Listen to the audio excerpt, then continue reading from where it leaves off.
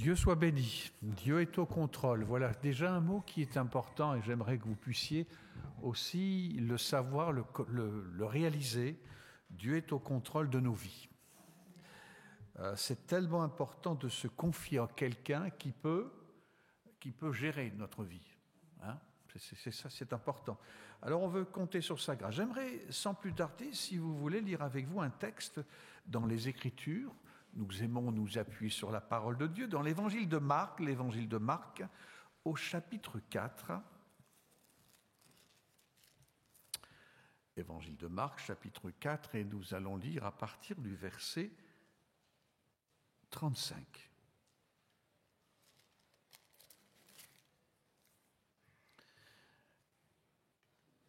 Je vais le lire dans la version Sommer, ce sera peut-être un peu différent, mais c'est une autre version. Vous suivez, c'est le même texte. On y va. Vous avez trouvé ? Enfin, vous l'avez aussi sur l'écran, en version seconde.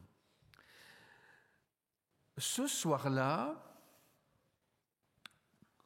pendant ce jour-là, quand le soir fut venu, Jésus dit à ses disciples, « Passons de l'autre côté du lac. » Ils laissèrent la foule et emmenèrent Jésus sur le lac, dans la barque où il se trouvait. D'autres bateaux les accompagnaient. Or, voilà qu'un vent très violent se mit à souffler. Les vagues se jetaient contre la barque qui se remplissait d'eau.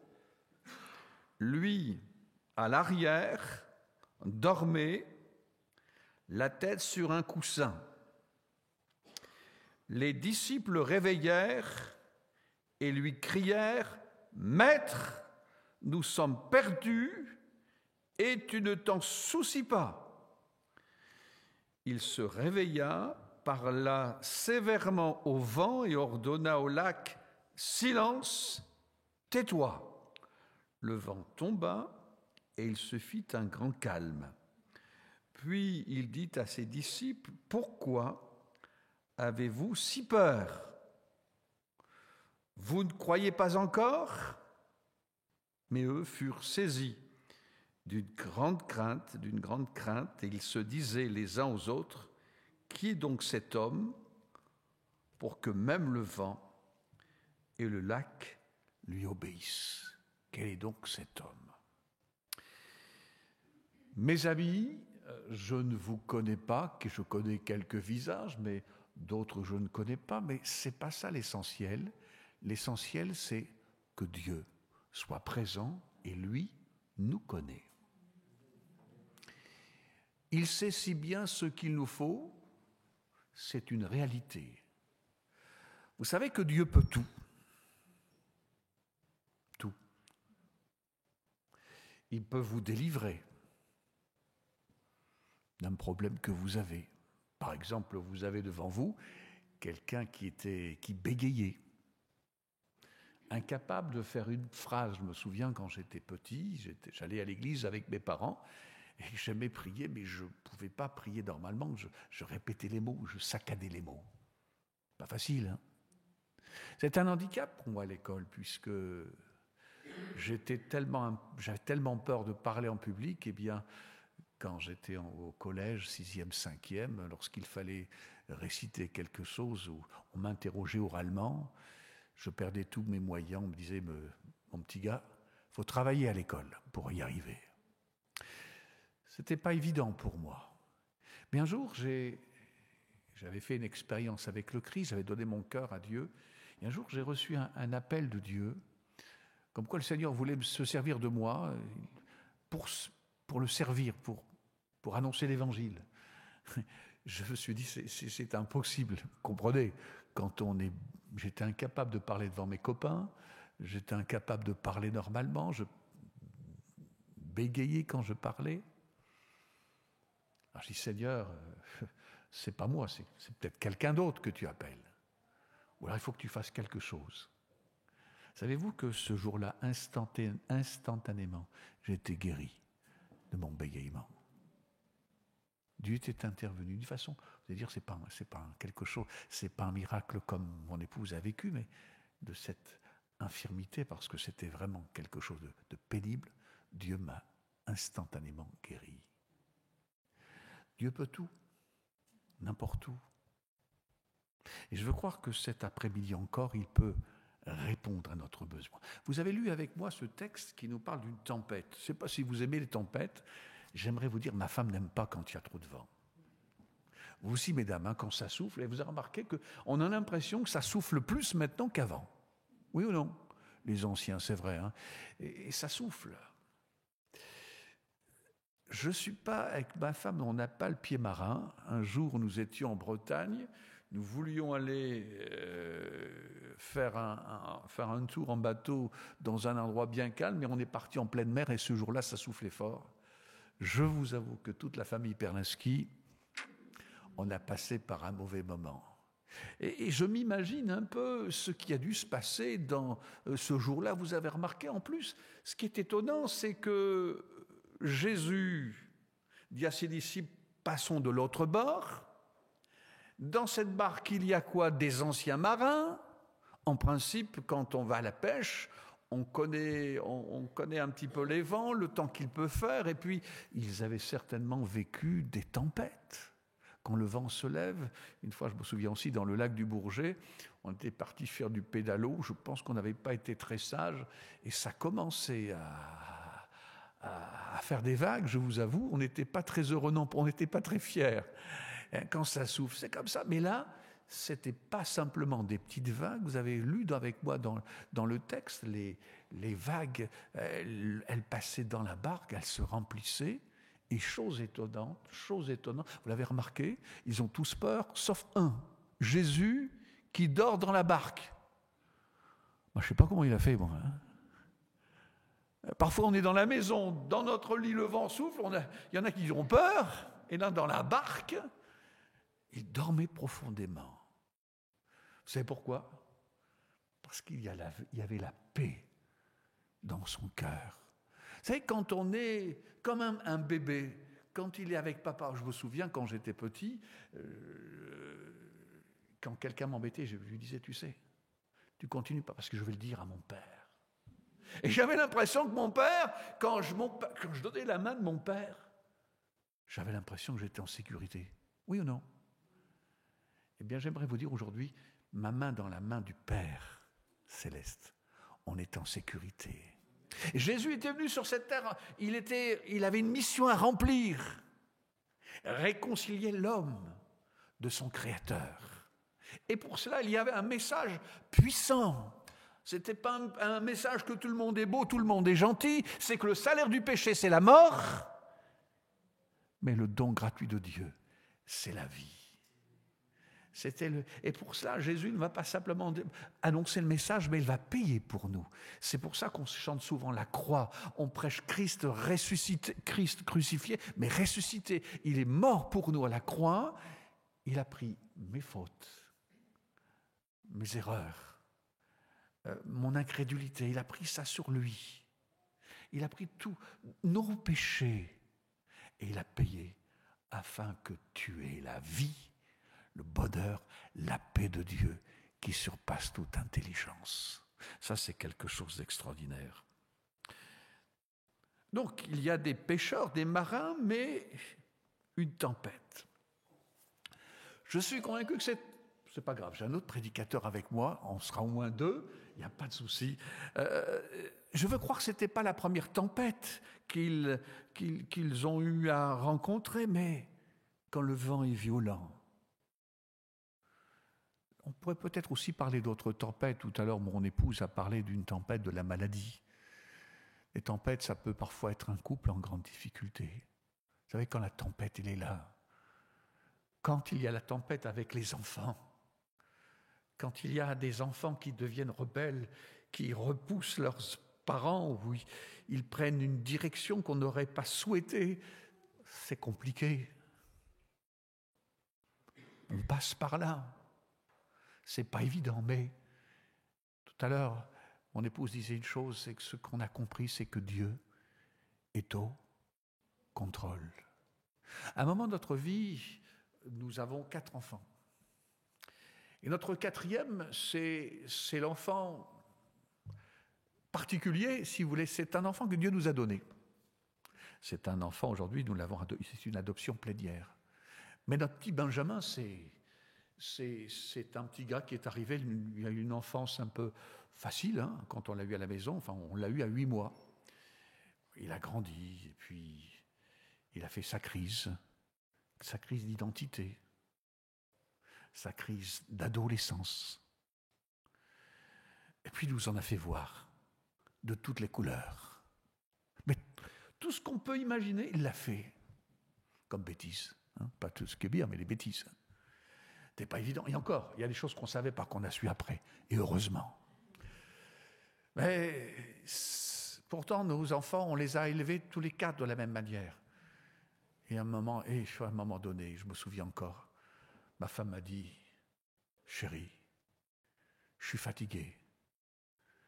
Et puis, vous savez, jusqu'à un moment donné, on s'est dit, mais jusqu'à quand ça va durer? Et c'était presque à dire, mais je vais employer un mot très fort et vous allez comprendre. Est-ce qu'on a bien fait? Pourquoi? Parce qu'on en avait marre. C'était pas un jour sans être dans la crainte, pas dans la crainte, mais dans la difficulté, parce qu'on ne savait pas ce qui allait arriver demain.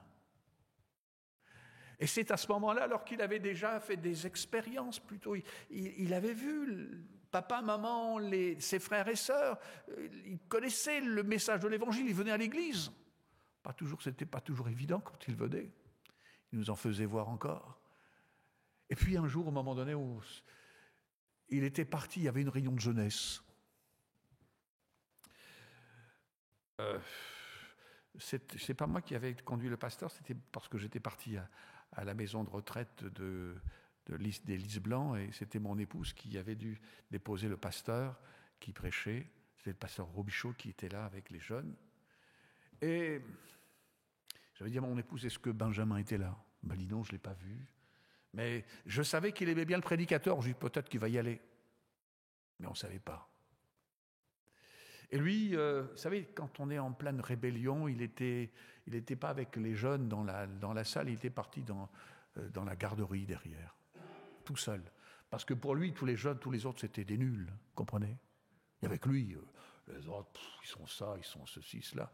Mais lui, et puis quelque part, il se dit, moi je suis bien. Vous savez, quand on n'est pas bien, parfois on se sent bien, mais on n'est pas bien. Et il a écouté. Et ce jour-là, le prédicateur, moi je dis, j'espère qu'il va prêcher l'évangile. Et il n'a pas du tout prêché ce que j'aurais aimé qu'il prêche. Mais il a prêché ceci, comme quoi vous allez voir comment Dieu fait les choses parfois. Il a prêché sur, parfois on a un ami qu'on aime, on a quelqu'un qui nous est cher et on voudrait qu'il vienne à Jésus, mais on ne sait pas comment faire. Et ce serait bien que Dieu nous aide pour pouvoir aller le voir et le convaincre qu'il a besoin de Jésus. Il y a certainement des démarches à faire et il invitait les jeunes à aller plus loin, de servir Dieu d'une certaine manière. Et lui, quand il a entendu ça, il a dit, moi je connais un gars qui a vraiment besoin de Jésus. Vous savez, dans sa petite piole, là, lui qui n'était pas bien du tout. Et il pensait à un gars, il dit, lui a vraiment besoin de Dieu. C'est bizarre parfois. Hein. Lui en avait besoin, mais il ne sentait pas qu'il avait besoin. Mais il pensait à un autre. Il a dit, oui, lui, il a vraiment besoin. Et puis le prédicateur, à un moment donné, il a dit, voilà, ceux qui ont vraiment un poids sur leurs épaules et qui voudraient prier pour quelqu'un, qu'ils s'approchent sur le devant avec moi et on va prier tous ensemble. Et pas mal de jeunes se sont approchés, bien sûr pas lui, il ne va pas aller devant les autres quand même, ça ne fait pas, il est resté dans sa piole, là, tout seul, petite pièce. Et puis il y a Yannick, dans le groupe des jeunes qui s'approchaient. Et comment ça se fait? Je ne peux pas imaginer, mais comment Dieu fait bien les choses. Il n'était pas loin de M. Robichaud et pas loin du micro. Puis à un moment donné, le pasteur Robichaud a dit, maintenant vous allez élever et prier pour celui pour qui vous voudriez vraiment que quelque chose se passe dans son cœur maintenant. Est-ce que vous croyez que Dieu peut le faire? Et Yannick a prié, vous savez pour qui il a prié? Pour Benjamin. Et quand il a entendu, lui dans sa pièce, il était là, quelqu'un priait pour lui. Et à ce moment-là, il y a quelque chose qui s'est passé au fond de son cœur. Nous, on ne le savait pas, nous on était à la maison. Mais il nous l'a raconté après parce que, je vous arrête là quelques instants de mon histoire. On a reçu un coup de fil, il était 9h moins le quart, je pense. Premier? Oui, pardon, merci, pas un coup de fil. Ma femme, elle est là pour m'aider. Un SMS. Vous savez ce qui est écrit sur ce SMS? J'ai une bonne nouvelle. Et je vous avoue, je suis peut-être un peu... J'ai dit, qu'est-ce qu'il nous a encore fait? Vous savez, ces bonnes nouvelles avec lui, on s'attendait à tout. Et c'est ce qu'elle a dit, ma femme. Qu'est-ce que tu m'as dit? Peut-être qu'il s'est converti. Alors, c'est compliqué, vous savez, quand c'est comme ça. Et je dis, et peut-être, c'est ça, mais je ne savais même pas s'il était à la réunion ou pas, alors, vous savez. Alors ce soir-là, on a attendu.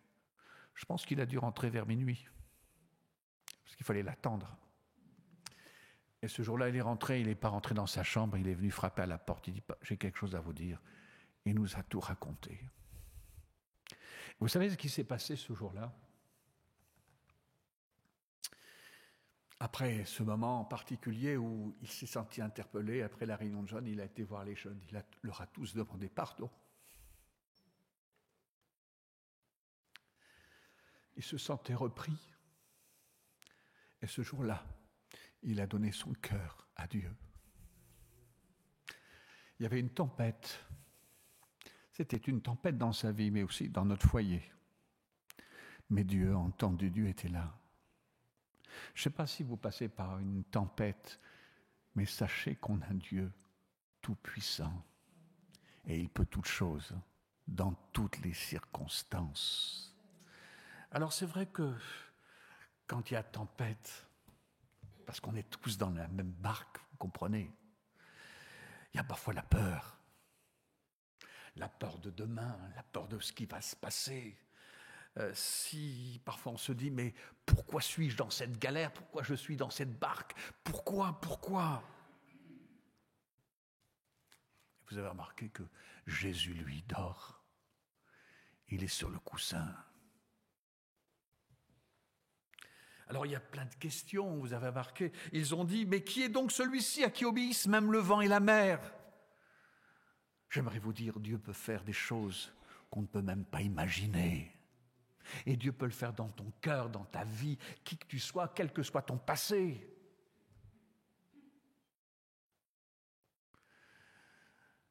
Dieu peut tout. Dieu fait toutes choses nouvelles. Alors c'est vrai, vous allez me dire, mais les disciples, eux, il y avait Jésus dans la barque. Alors j'aimerais vous dire, Jésus est là, cet après-midi au milieu de nous.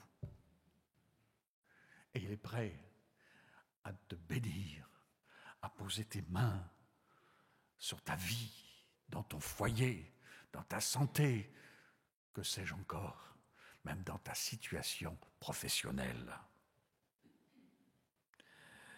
On a parfois des réactions négatives. Il peut y avoir aussi des frayeurs. Dans l'Écriture, il y est passé, vous pourrez lire chez vous, l'histoire d'un roi, Josaphat, qui à un moment donné, il s'est trouvé dans une situation particulière. Il y avait une armée nombreuse qui était en train de marcher contre lui. Donc une opposition. Vous pourrez lire ça chez vous dans 2 Chroniques au chapitre 20, mais j'aimerais avancer un petit peu dans mon message. Et à un moment donné, cet homme dit, mais qu'est-ce qu'on va faire? Vous savez, quand il y a un problème qui est immense, qu'est-ce qu'on peut faire? On peut fuir. Ou essayer de se battre par soi-même, mais qu'est-ce qu'on peut faire par soi-même? Il y aura des dégâts. Et à ce moment-là, il va aller voir l'homme de Dieu. Et il va se passer quelque chose parce que Yacaziel va parler de la part de Dieu. Et quand il y a une parole de Dieu, Dieu confirme sa parole. Et Dieu va faire grâce. Combattre avec ses forces aurait été un combat inégal, avec un risque de beaucoup de victimes, mais avec l'aide de Dieu. Se rendre ou fuir. Alors on peut fuir, mais ce dont nous avons besoin, c'est de faire ce qu'ont fait ces hommes, ces disciples. Ils ont demandé à Jésus. Jésus, viens à notre secours. Jésus, tu peux tout. Il y en a des situations, mais j'aimerais peut-être aussi m'arrêter sur une autre. Vous savez, il y a parfois des cris amers. Ça vous est arrivé parfois de tomber dans des situations épouvantables, des traquenards où on se trouve dans une situation d'impasse. Vous connaissez peut-être l'histoire, vous savez, de la parole de Dieu. Il nous est, dans l'Ancien Testament, raconté l'histoire de ce peuple, mais au travers de cette histoire, il y a l'amour de Dieu qui est révélé, aussi ce que Dieu veut faire pour nous. Et dans le livre de la Genèse, au chapitre 27, au verset 34, il est parlé d'une situation particulière. C'est une maman. Vous savez ce qu'elle a fait, cette maman? Elle avait 2 fils. Bien avoir des fils jumeaux. Et elle avait son chouchou. Puis il y en avait un autre, il ressemblait à son père, mais celui-là, il n'était pas le fils de maman, c'était le fils de papa. Il était poilu comme son père. Mais lui, elle l'aimait bien. Il était gentil. Permettez-moi cette expression, il était dans les jupes de sa mère. Il aurait tellement voulu que la bénédiction, elle repose sur son chouchou. Pourquoi j'emploie ces paroles chouchou? C'est parce que parfois, il y a des histoires dans les enfants. Vous avez remarqué? Non, moi je ne fais pas de différence, mais celui-là, il est gentil. Il n'est pas comme l'autre. Mais je ne fais pas de différence, vous savez. Ouais. Mais vous savez, cette histoire de cette mère qui va même... elle va inventer quelque chose. Il n'y a qu'une mère, enfin, une mère qui n'est pas trop bien, qui peut inventer ça. Elle va mettre coller des poils sur son fils. Elle va faire le plat que son mari préfère pour que la bénédiction patriarcale soit sur son petit chouchou. Un stratagème qu'on peut peut-être même pas imaginer. Vous voyez, une histoire pas possible. Et vous savez qu'est-ce qu'il en est sorti de cette histoire? 2 frères qui savent plus se voir en peinture. Il y en a un qui doit fuir et l'autre ne pense qu'une chose, à le tuer. Waouh! Quelle famille, hein? Vous vous rendez compte? Quelle famille! Vous pourrez lire ça dans Genèse chapitre 27, vous verrez, il y a des détails. Et qu'est-ce qui va se passer? Il y a une séparation. J'essaie de m'imaginer la tête, le cœur de cette maman. Vous avez remarqué qu'elle a tout perdu? Maintenant, son fils, celui qui restait là, comment il peut considérer sa mère? Elle m'a trompé. Elle m'a monté contre son frère. Et l'autre, il est parti au loin. Loin. Oh, quelle famille. Puis un jour, Jacob va revenir. Au bout de 20 ans, vous savez, quand son frère sait qu'il va venir, vous savez quoi il pense? À se faire justice. Il attend son frère avec une armée, avec des hommes armés. Si vous imaginez un peu comment ça va se terminer, cette affaire-là. Mais il va y avoir quelque chose qui va... Il y a un événement extraordinaire dans l'Écriture, c'est qu'il est parlé d'une rencontre que Jacob va faire. Jacob, vous savez quelle est la signification de son nom? Trompeur. Trompeur. Le trompeur. Le trompeur, il revient. Là, il va passer un mauvais quart d'heure. Mais béni soit Dieu, ce ne sera pas entre les mains d'Ésaü, mais c'est entre les mains de Dieu qui va régler son problème. Et là, Dieu va parler à son cœur. Il va s'apercevoir sa fébrilité et Dieu va le frapper. Il va sortir boiteux de cette affaire-là. Mais il a cédé devant Dieu. C'est un homme qui cédait devant rien. Et une chose extraordinaire, quand on fait une rencontre avec Dieu, tout change. Et Dieu peut changer les cœurs. Et Dieu a même changé le cœur de Jacob. Et quand les 2 frères vont se voir, ils vont se prendre dans les bras. Ils vont se serrer. Il y a eu une tempête, une fameuse tempête. On ne savait pas comment ça allait se terminer, mais ça s'est bien terminé. Oh, des histoires de tempête, de tristesse, il y en a eu. Mais j'aimerais vous dire, ce qui est important, c'est de toi, ta vie, avec Dieu. Je ne sais pas où tu en es, où vous en êtes aujourd'hui. J'aimerais vous dire que le Dieu qui a béni mon épouse, qui a fait grâce à ces hommes dont on parle dans l'Écriture, il est encore là. il veut bénir et il veut sauver parfaitement. Et s'il y a quelqu'un dans une tempête, quelle que soit votre situation, j'aimerais vous dire, Dieu, cet après-midi, a la réponse à votre besoin. Est-ce qu'il y a quelqu'un dans cet auditoire cet après-midi qui veut dire, Jésus, j'ai besoin de toi? Moi, je crois que Dieu veut confirmer sa parole pour toi cet après-midi, maintenant, si simplement tu crois avec foi. Amen. Non pas parce que c'est le prédicateur qui l'a dit, mais parce que la Bible nous le dit. Parce que le Seigneur est vivant, il est tout-puissant, et il va encore sauver aujourd'hui parfaitement, que son nom soit béni. Voulez-vous qu'on courbe quelques instants nos têtes? On va courber nos têtes, on va fermer nos yeux. Et j'aimerais faire un court appel pour vous aider aussi à aller plus loin avec le Seigneur, parce que je veux croire qu'il veut cet après-midi nous bénir. Seigneur, nous avons entendu ta parole, prêchée tout simplement avec des mots simples. Mais par ton esprit, je veux croire que tu as frappé à la porte de cœur et cet après-midi, tu vas encore bénir. Tu veux calmer des tempêtes. Seigneur, alors qu'il y avait un bruit, tout à coup, il y a eu le silence sur cette mer agitée. Et cet après-midi, bien, tu veux apporter ta paix. Alléluia.